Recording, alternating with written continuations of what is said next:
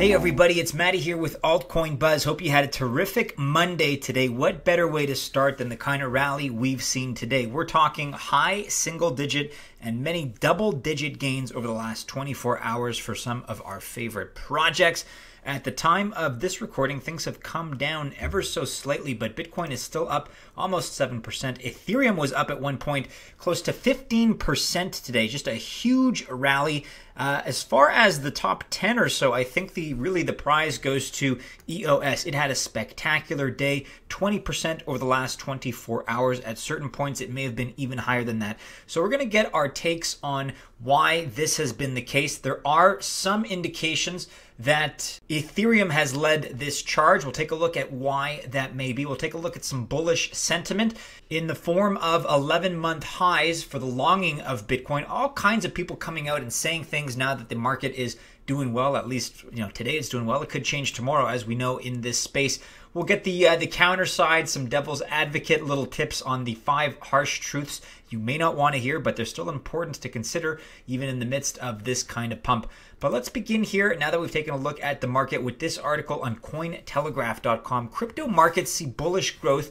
Asian stock markets rally ahead of US-China trade talk. This is now an outdated article, in fact, and some of these prices have risen even higher since the time it was published. As I started this video, Ethereum was at about $144, $145 maybe. You can see here it's $139 in this snapshot. So if you want to check out some of the behind the scenes, but again, unfortunately, this is already kind of out of date. It's only about 14 hours old, but things move quickly. If you're interested in some of the geopolitical reasons as to why the market may have reacted the way it did, we'll link to this in the description below. Here's a more recent piece. Bitcoin, Ethereum, Ripple, EOS, Litecoin, Bitcoin Cash, TRON, Stellar, Binance Coin, Bitcoin SV. Price analysis for the 18th of February. This just published an hour ago at the time of my recording. So very recently, you had the CNBC commentator and CEO of digital currency investment firm BKCM, Brian Kelly, who said that Bitcoin is about 50% undervalued. However, just because it is undervalued is not a good enough reason for it to move up. Actually, he even said that because of extreme negative sentiment, he wouldn't be surprised to see a price of $1,500 for Bitcoin. So a little bit of reluctant optimism, but then on the flip side here, you have Zhu Fa, the co-founder of Poolin, which is a Chinese-based crypto mining pool, is extremely ambitious. He expects Bitcoin to reach $738,000 during the next bull phase. However, he also warns that the next bull run might be the last. Take that with a grain of salt, perhaps a whole shaker of salt, because it's in his interest to suggest that it's going to go that high, of course.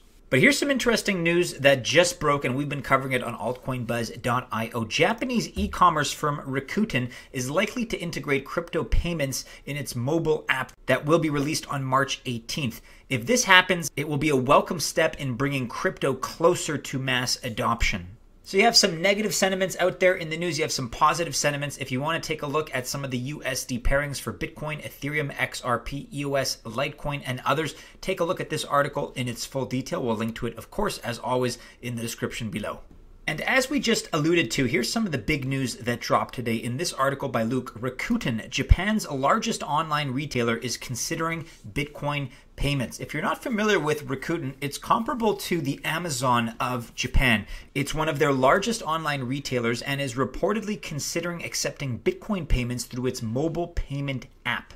So as Luke writes, Rakuten is often referred to as the Amazon of Japan. It's the largest online retailer in the land of the rising sun. According to Rakuten's latest annual earnings report, an update for its mobile payment network, Rakuten Pay, is scheduled for March. And back in August of last year, the retailer already mentioned, quote, "We have been considering entry into the cryptocurrency exchange industry as the Rakuten Group. In order to provide cryptocurrency payment methods smoothly, we believe it is necessary for us to provide a cryptocurrency exchange function." And don't forget that back in October of 2018, just a few months ago, they acquired, quote, "Everybody's Bitcoin," which is a digital asset exchange from Tokyo, Japan. So that seems to be an indication that they're lining up their interests in a certain way. They paid $2.4 million for that acquisition, so they're not messing around.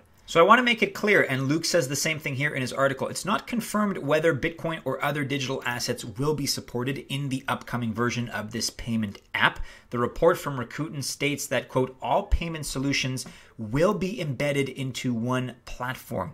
Furthermore, the report shows that paid card payments and transactions using QR codes might also be supported. So is this a possible reason as to why we're seeing this sudden pump? We are expecting big news out of Rakuten in March. That's coming up pretty soon.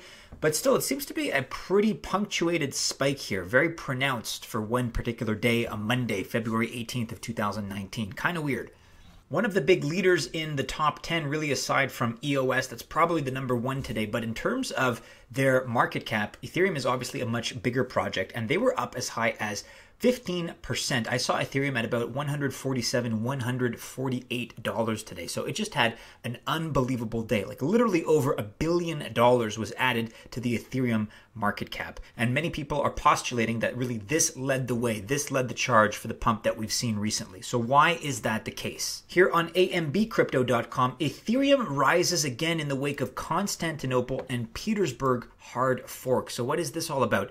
Ethereum is now again the second largest cryptocurrency by market cap, and it's rallying again with the support of the Constantinople hard fork, which is scheduled to take place towards the end of this month. And this is the second time the cryptocurrency has surged in light of the impending hard fork. So earlier in the day, according to coinmarketcap.com, Ethereum was trading at $136.85 with a market cap of $14.35 billion. It then had a trading volume that was recorded of nearly $5 billion on the day, which equated to a surge of over 10% in the last 24 hours, as high as 15%, don't forget, at its peak, and 12% more than that now in the last 7 days. And while I can understand that this upcoming Constantinople hard fork may elicit a lot of excitement, may move a little bit of money here and there, again, this is so punctuated what we saw today, just a quick influx of almost $10 billion.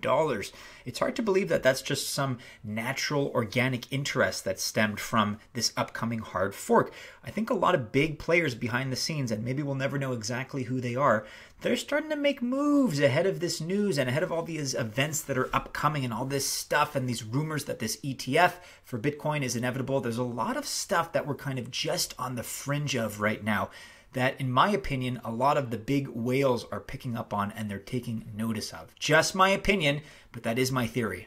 If that weren't enough good news, you can also read here on Coindesk.com about how bullish sentiment for Bitcoin is really increasing as long bets, in other words, people that are betting long on Bitcoin, those bets are at 11-month highs. If you want to read about that article here written by Omkar Godboli, you can do so. We'll link to it in the description below. More good news to share. Again, this is a cumulative effect. It's all these variables together that are coming together and collectively creating better market conditions. We get enough of these going for a long enough period of time, and things are going to turn around. I'm not popping the champagne yet, as I like to say. One day of positive growth, even if it's double-digit growth, means nothing. But the more and more of these things that accumulate, that start to snowball, hey, eventually we're going to get some momentum here.